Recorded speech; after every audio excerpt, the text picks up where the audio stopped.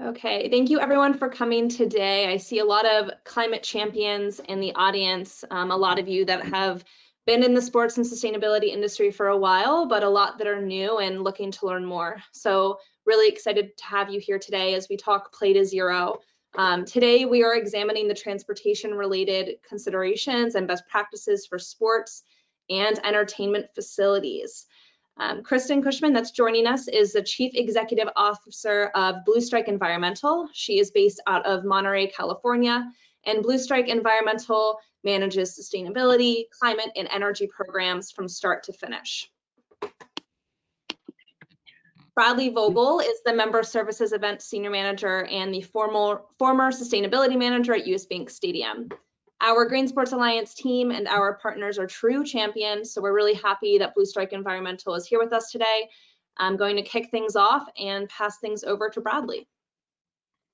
Yeah, thanks, Shay. Great to be here. Welcome everyone to the third iteration of our Play to Zero carbon neutrality series. This one particularly focused on transportation. So before diving into that, just want to touch base on what Play to Zero is. Play to Zero is a utilities tracking platform that the Green Sports Alliance, in partnership with the U.S. Green Building Council, uses the ARC platform to track energy, waste, and water data. So transportation can be tracked on that as well, but it's not part of the Play to Zero specific platform. But if you did want to do internal surveys, there is that transportation option as well. So with that, we're trying to get teams and venues to find reductions and or diversion rate increases to 30, 50, and 100%.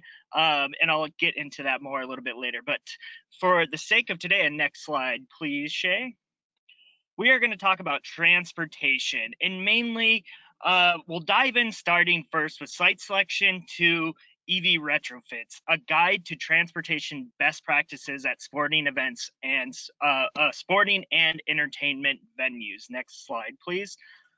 So before we dive into talking about EVs, public transportation, things like that, there are a few high-level considerations that must be addressed prior to discussing EV, public transit, things like that.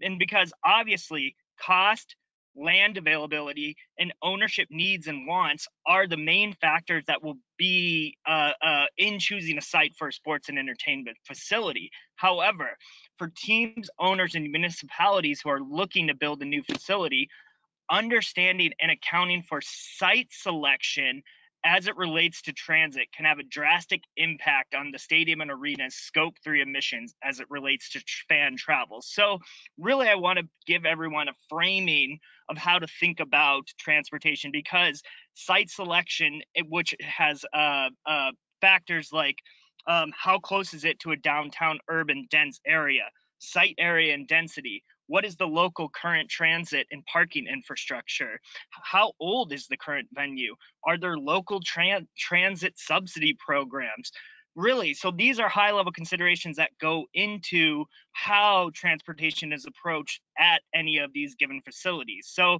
you can see on this slide, there's US Bank Stadium. We'll dive into that in a case study a little bit further on in this presentation. But, you know, that stadium in particular was built in a very dense urban area, which allowed it to have very, very strong transportation initiatives. So really the goal here is to minimize parking and maximize quality public transit, and then also to promote walkability and the use of bikes. Next slide, please.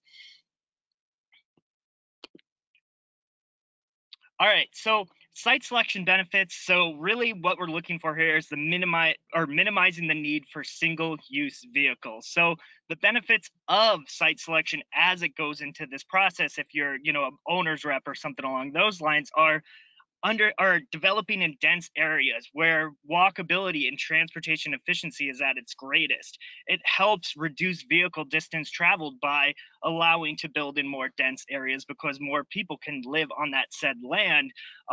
It improves public health because there's not as many vehicles on the road. It reduces existing infrastructure in the form of existing infrastructure. That means that building on a site that has already been previously existed, a brownfield, already has those types of service line roads in that dense area, so you don't have to put as much of a burden on taxpayers to be able to fund additional transportation things and stuff like that. So with that mindset of kind of the framing that goes into transportation as it relates to sports and entertainment venues, that will affect greatly how any particular venue or facility actually approaches their transportation initiatives. But with that, with that framing and that high level site selection, just understanding, I'm going to pass it over to Kristin, who will dive more into the actual, not so much site selection, high level transportation initiatives, but more the actual switching over to EVs, the more nuts and bolts, tangible aspects of transportation and sustainable transportation. So take it away, Kristin. Thank you very much. Some of you may have joined our very first webinar when we talked about energy. And so we spoke a lot more in detail about the transition to electric vehicles, but I wanted to kind of recap for those folks that weren't on that first webinar. Looking at, so I'm going to start by looking at the internal fleet that might exist at any stadium or entertainment venue. And then the next few slides are going to talk more about the public side of things. But considering how to transition all the vehicles to electric vehicles is maybe the first place you might want to consider.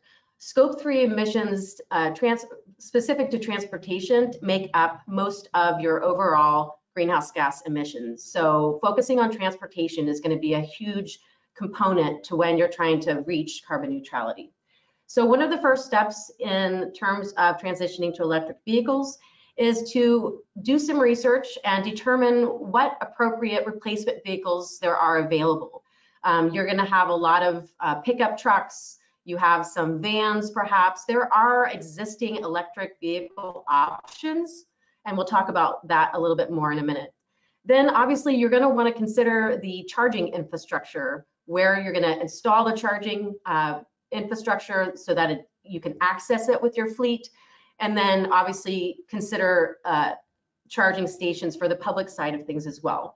I put a link to an online planning tool, the Department of Energy. So if you click on that link, it gives you so much information about what replacement vehicles are available and how to really measure the level of charging that you need at your facility. It also provides costs and strategies for you to consider in terms of transitioning fleets over 5-10 year time horizon. So I would recommend, if you want to poke around, look at that link. The other thing that you could consider is to establish a purchasing standard where you are going to, moving forward, choose to buy electric vehicles first and foremost, besides buying a gasoline vehicle.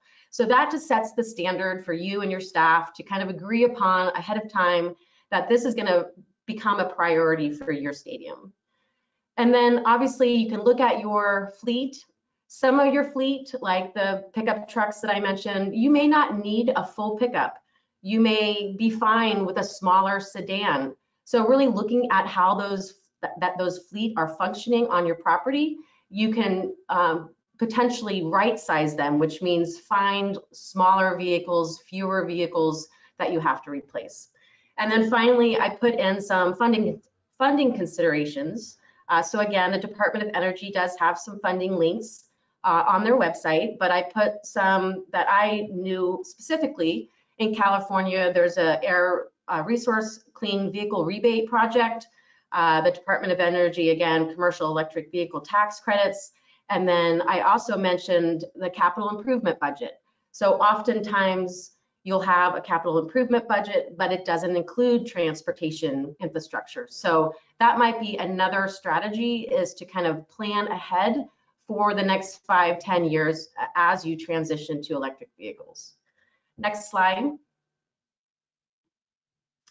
And so the other thing you can work on is employee commute. And this seems obvious, and it depends on who your employees are, what their function is at the stadium. But this is a good place to start, because employee commute, it does make up a lot of the chunk of the Scope 3 emissions. So offering subsidies for public transportation for all new employees, that's an easy one. Coming up with remote work policies. Obviously, everyone is trying to consider what that looks like for their business, but does everyone need to come every day? Could they come, Tuesdays and Thursdays, etc.?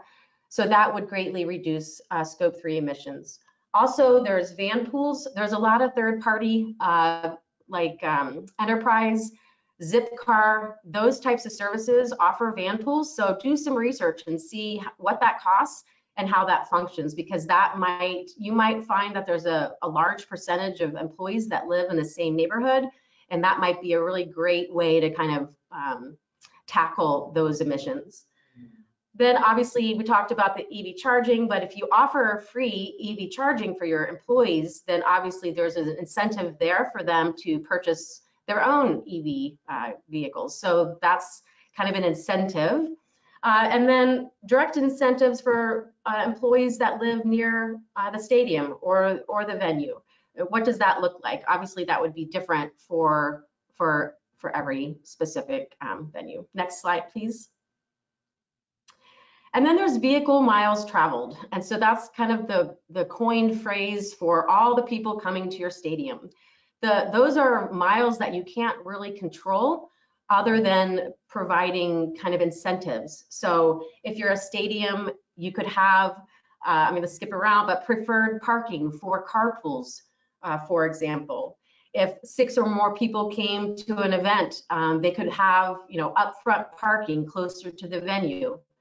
They could get swag items, which I'll mention in a minute. There's also park and ride programs, which I think all stadiums have access to park and ride programs, but promote those programs to your audience through your current channels. Public transportation, obviously Bradley talked about, and then there's ride matching apps. So way to go, there's many ride sharing apps, and it's possible that you could partner with one of them and offer incentives through the actual app that, if they use the app, they get a discount on a ticket or something like that. So that is a best practice that is currently happening. Next slide, please. Oh, yes, thank you. And then obviously these are all interconnected, but behavioral change programs. So to reduce VMT, you have to inspire people. You have to make it an ongoing communication tool between your event and the fans. And so one way to do that would be to partner with the local transit company to promote your event. So inside the bus, you could have advertisements around upcoming events and vice versa. You could help promote the public transit as part of your marketing strategy. So look in your region to see what kind of agencies or public transportation options you have, and see if there's a way to kind of align your marketing with their marketing. I mentioned swag and discount items. So if you carpool, you get a discount on a ticket.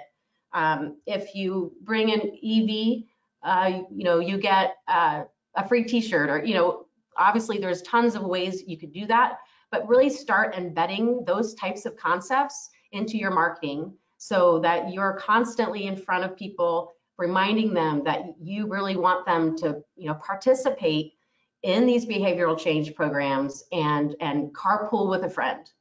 And then the last thing, which I think is extremely important, is to track the performance of VMT reductions. People love to know that you're making progress. They would love to get a handle on what VMT impacts there really are. So on social media, again, through your regular channels, track the VMT, take surveys, try to figure out who is coming from where, and then work toward those reductions and then promote those. So that's kind of some ideas, some best practices that have worked, and I'm happy to answer questions at the end of the presentation. Yeah, no, thanks, Kristin. And I wanted to just kind of highlight high level as well when you talked about employee engagement, that if you're unsure of kind of where to start, if you're at a entertainment venue facility, working with your employees first and foremost is a great place to start, because you have a lot more control over how they get there, where they park, etc. So start small, roll it out with employees, and then you are able to really ramp it up to that next level of fan engagement. And then also for tracking VMT progress, even though this is not part of the Play to Zero portion of ARC, you can actually track vehicle travel for internal staff and for patrons. However, it is via a survey form. So if you do want to get more granular about staff travel as well as fan travel, you will have to engage in those surveys, but there is a way to quantify that on the platform. So no, but thank you, Kristin. I'm going to dive into the case studies a little bit more in depth. Kristin, feel free to jump back in if you have any comments on any of the case studies. But really, again, when we look at these actual case studies of transit initiatives in action, think of it again with that full-on lens of site selection and then all of the aspects that Kristin kind of alluded to in terms of behavior change programs, vehicles, miles traveled. So we're going to start today with Mercedes-Benz Stadium, a LEED Platinum BD&C building. And we're going to talk specifically about their newest initiative. I want to say about 3 years ago it started, their Bike Valet. So their Bike Valet, they partnered with Atlanta Bicycle Coalition to provide bike valet services for Atlanta Falcons and Atlanta United matches. So this service starts 2 hours prior to kickoff and ends 1 hour each game, and utilizes a digital check-in service for cyclists to be quickly and efficiently checking their bikes. So really what this is aiming to do is take away the need to have to bring a bike lock to the stadium. So you get rid of that fan worry of, all right, so if I come, I have to bring a bike lock, have to make sure I lock it up, have a place for it. Here, this takes out all that guesswork, as well as promotes local bike routes throughout the region. Again, if we look at this from a site selection perspective, this is one of the other most densely oriented stadiums in the country. So again, there's a lot more bike routes that are close in this dense area, as opposed to a stadium that's kind of out more in the suburbs. So this is more feasible at a location like this. So when you're looking into these programs, again, think about all those outside considerations. But in this specific case, they're able to promote bike use, reduce the amount of car travel coming to the facility. And this doesn't even really involve the EV chargers that Mercedes-Benz has on site, as well as their MARTA station, their Metro light rail station that also comes specifically right to the stadium as well. But I know that Mercedes-Benz is not the only stadium or team entity that is doing a bike valet. I've seen it implemented at other facilities, but it is a great option for those densely located urban stadiums that have those pre-existing bike routes on top of everything. Next slide, please. We'll jump into our next case study.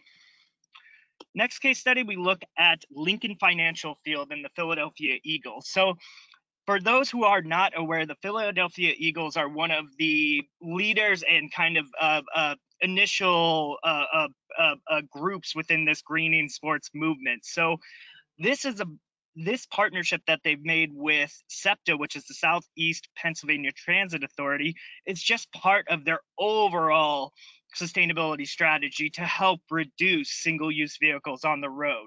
So SEPTA, which is one of the largest transit systems in the United States, serves the greater Philadelphia area, New Jersey, Delaware, so all that's densely located area. And it's part of the strategic approach by both organizations to reduce congestion and improve air quality by promoting the environmental benefits of public transportation. And the most visible and prominent aspect of this new partnership will be the deployment of Eagle's Go Green wrapped SEPTA buses around the region, which not only will provide public transit to folks, but will also provide educational messaging around the importance of sustainability. So really, this is a way not just to, even if it's not a bus that's taking fans to the stadium, the Eagles are taking the leadership role in saying, we value public transit not just to and from our games, but as a feasible way for our town, for our municipality to reduce its overall load. So they're promoting this strategy, not just for their own games, but just to help the SEPTA be more successful with this. So again, an integrated strategy. Again, a very similar example of a very much more densely area or much more dense urban stadium. Again, not as far out as some of the other facilities. But you can see kind of why, when we look into the site selection process, how that affects so much of single use vehicles versus some of these transportation aspects. So great initiative here. This is just one of their 900,000 initiatives the Eagles are doing. So great initiative though. And we will go to our third case study, which is near and dear to me, US Bank Stadium. So my old home of where I used to run their sustainability program. Saying that though, I had zero say in like the building design and construction of that. I was not in that process. However, I am familiar with kind of the thought process that went into how and where they developed this stadium. So this stadium was built on the old location of the old Viking Stadium, so the Metrodome, the Mall of America Metrodome. So again, they used a brownfield site, a site that already had been previously developed. It already had one light rail line going to it. However, they ended up putting a second light rail line that connects St. Paul to Minneapolis, and they put the confluence of those light rail lines right out in front of this stadium. So not only are the two major light rail lines, meeting at this facility, about 30% of fans arrive via light rail, and that was part of the overall design. So when the city, this is a publicly funded facility, and again, when we talked about the site selection process, because of this publicly funded aspect of it, they wanted to make it more long-term strategically focused, especially when in regards to sustainable transportation. So ensuring that public transit was a viable option for fans to get to the stadium was very, very paramount.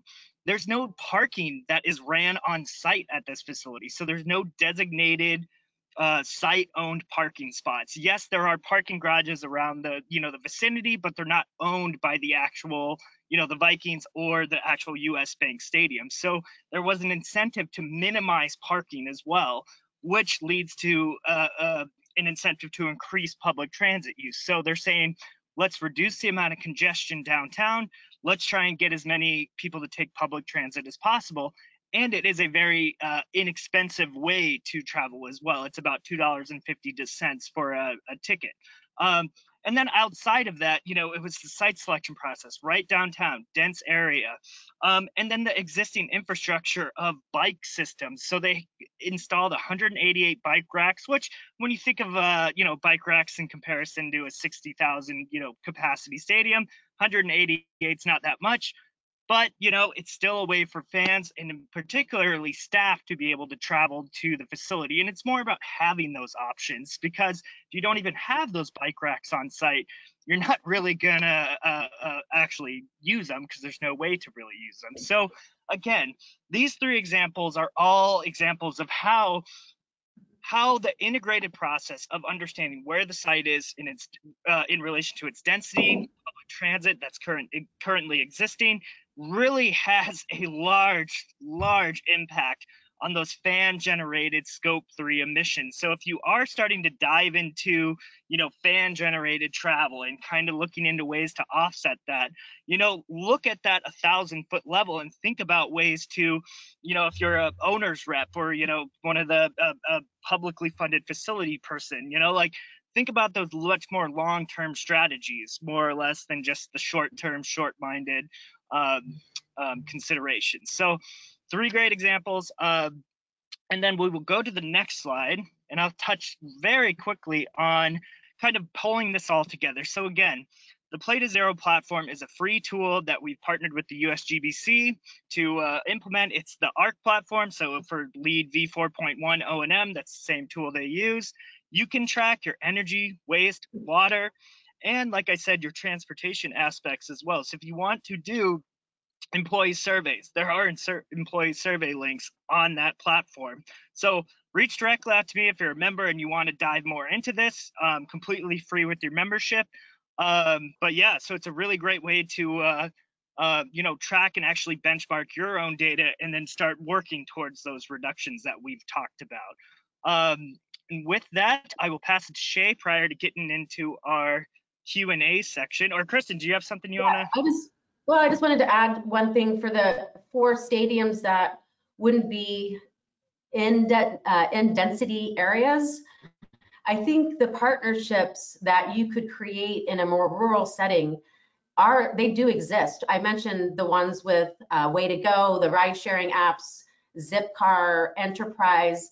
I mean, there are some large vehicle, kind of van vehicles that I think would be more than excited to have a partnership with a stadium, and they'd be willing to give discounts to you or to the fans. So I think what Bradley is outlining may not be relevant to everyone, but I think there are alternative approaches to that same concept.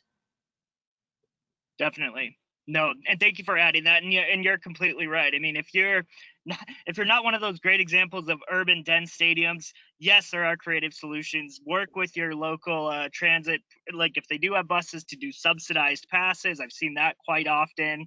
And then carpooling, yeah, and then I've also seen charter buses be used. So yeah, definitely a great caveat. And it could be that if someone does carpool or take mass transit, they could show their ticket and scan a QR code for the swag doesn't even have to be anything. It could be a sticker or something like that, but something that would just really engage them, make them feel connected to the stadium. I think would be a lot of little things go a long way like that. Yeah, and most of these teams and facilities already have existing partnerships. So I mean, leverage those existing partnerships you have. I'm sure they'd be more than happy to engage in some way, shape, or form. With these more transportation focused initiatives. Yeah, and many of the bike valet idea sounds daunting, but again, there are partners out there that would be willing to do that. I know that we have an event here in California where there's a nonprofit that focuses on biking, and so they come out to they do get paid, but they organize all of the valet, and it's really successful and it's grown each year, but it doesn't mean that the event has to take on all of that themselves. So again, partner. Agreed. Thank you, Kristin and Bradley. Really excited to announce our upcoming summit. So the 2023 Green Sports Alliance Summit will be held at Climate Pledge Arena in Seattle, Washington. So save the date. It'll be June 26th to the 28th, and we will be launching registration as we get into the month of February here. So stay tuned. And now we're going to move on to our Q&A. But before we get kicked off, I just want to mention that we will have our 4th and final installation of our Play to Zero webinar series, The Approach to Carbon Neutrality. This webinar will feature the tools to compare funding and implementation pathways, hosted on April 19th at 1 p.m. Central Time. So I'm going to populate in the chat a link for you to register, but save the date and register while you can, and we look forward to seeing you there.